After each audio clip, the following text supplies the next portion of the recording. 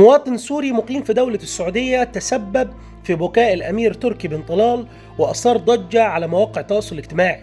لو عايز تعرف الحكاية تابع معايا.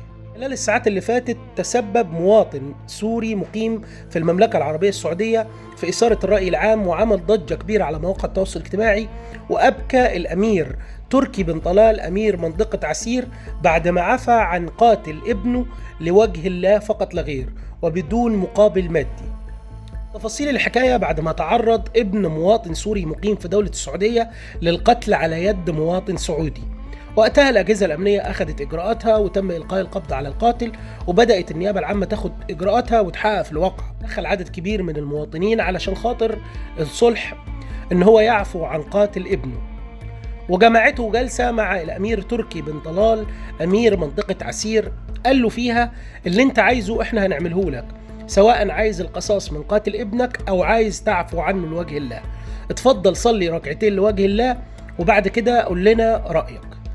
المواطن السوري اللي مقيم في دولة السعودية راح صلى ركعتين لوجه الله واستخار ربنا واستشار زوجته اللي قالت له اللي انت عايزه احنا معاك واللي انت هتعمله احنا موافقين عليه.